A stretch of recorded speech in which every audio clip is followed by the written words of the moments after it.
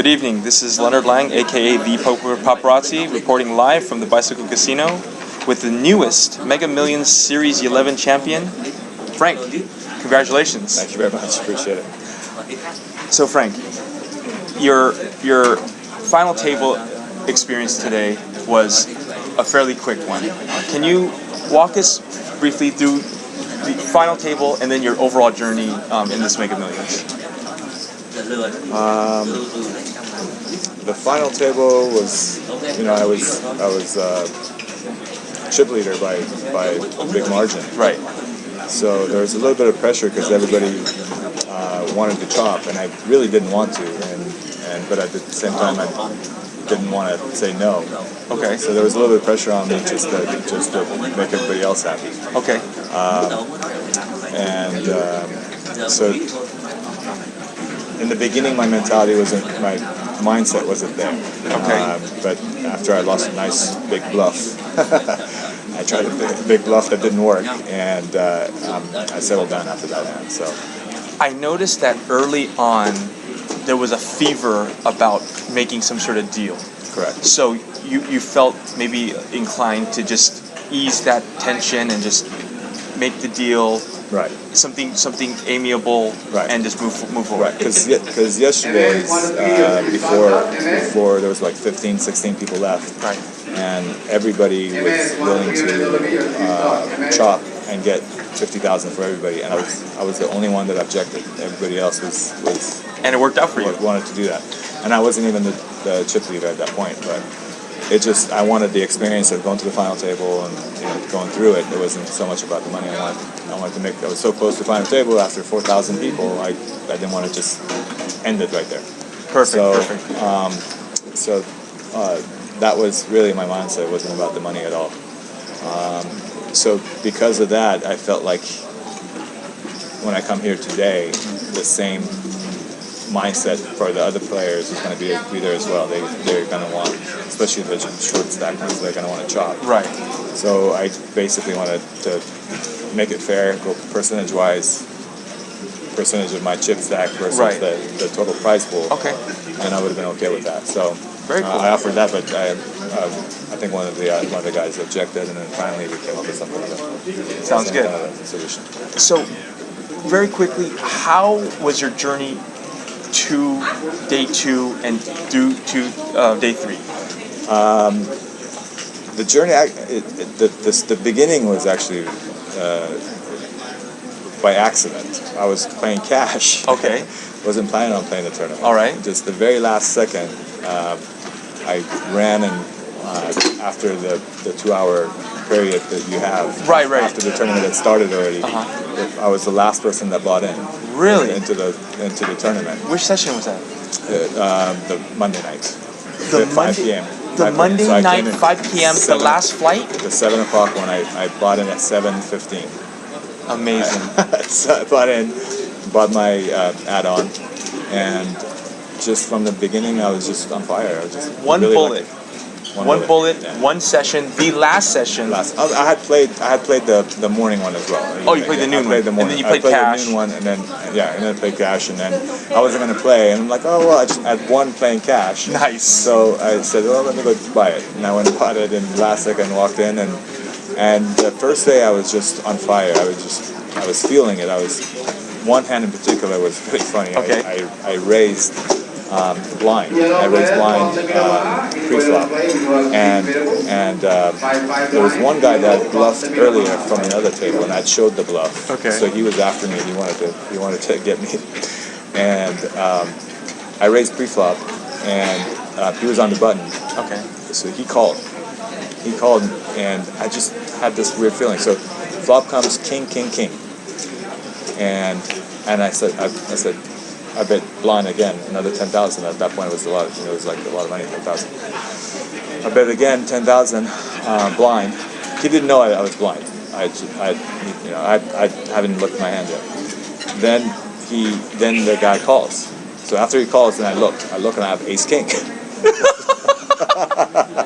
So it was just meant to be. I think it was just one of those things. It was just. And did he paid you? How much did he pay? Oh, and then on the river, I went all, on the turn. I didn't even slow play it. On the turn, I went all in, and I told him, I said, "You can't fold now."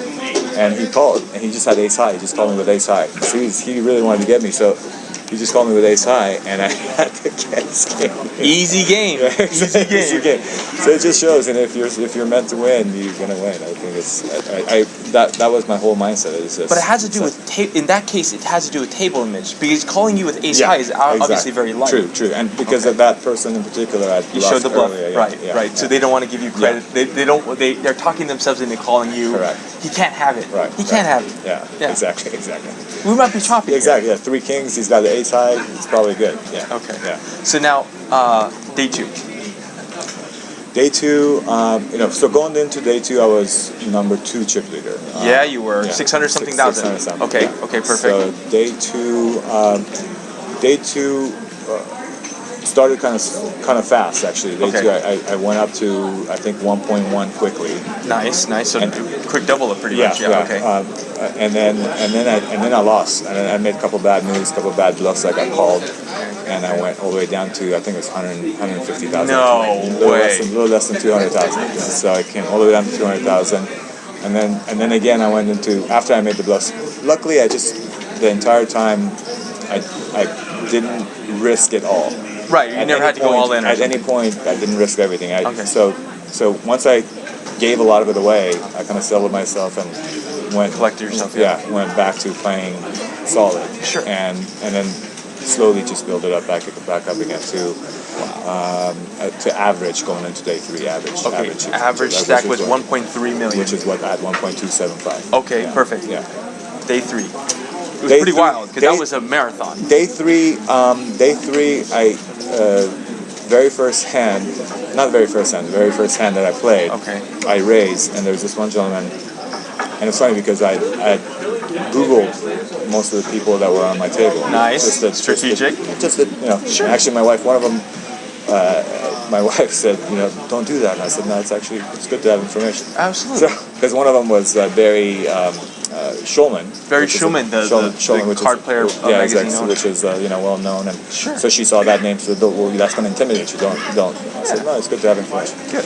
So I had one information about this particular guy. I don't want to say who it was and what it was, but so I raised and he re-raised me, and I had ace queen, and I folded ace queen. Wow. I showed the ace queen, and I folded. Tight player. another 2-3 hands later, I raised again with pocket 3s. He re-raised me again. I folded again. Hour or 2 went by, and I had ace jack of clubs. I went all in. I raised. He re-raised me again for a 3rd time, and the guy behind me went all in for less than what we had. And I just said, in fact, it was pocket 5s went all in. He re-raised pretty much to put me all in. His re-raise would have been because the pocket 5s went all in, which I didn't know what she had. Then I re-raise. He re-raises me, pretty much putting me all in. He's already all in. So now it's my decision to call all in or not. And only because he had re-raised me 2 times before, I decided to call. And I also asked myself, how do I feel about this? And something said, it's good. So I called with ace jack. He flips over pocket kings, and I have ace jack. So flop comes ace, 2 clubs. Long story short, ace holds up. So I doubled ace and the flush draw. And the flush, but the flush didn't come. The ace alone won the pot. So I doubled up there, went up to about 2.5. Got it. About an hour.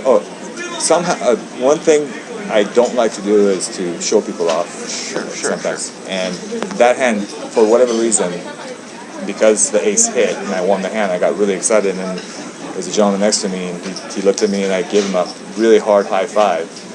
And right after I gave him the high five, I felt that my hand was turning 1. 2, I felt bad because I felt like I showed it up to the guy. Right. So inside I felt bad.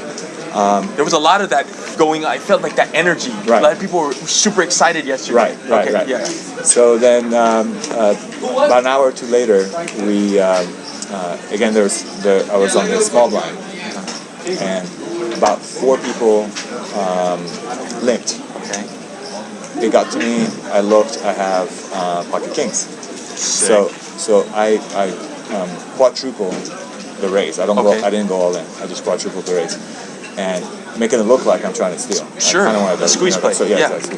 So there's the first guy in the early position with 3 more people behind him was thinking about it, and finally he calls. Yeah, everybody else folds. Heads up. Flop comes Jack 5, 6, something like that, with the Jack and 2 hearts. I go all in. He calls. He has Jack 10 of hearts. So he flopped the top pair. That hand. Yeah. He rivers a Jack. He rivered the Jack, exactly. He rivered the Jack. So I gave that back. Somehow, and that second obviously didn't feel good. But I got up and I walked, actually felt good because I thought I needed to lose that because of the high five that I gave to the other guy. I needed to get that bad energy off of me. I was happy to give that away. That actually settled me again and put me in a good mindset. Centered me again and put me in a good mindset. And the rest is history. Wow.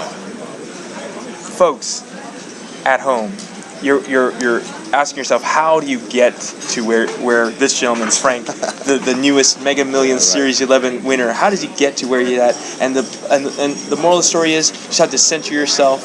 The cards have to hold up. You have to get lucky, but you have to put yourself in situations to get lucky, stay ahead, and things like that. So Frank, after all is said and done, what are your next poker aspirations after this?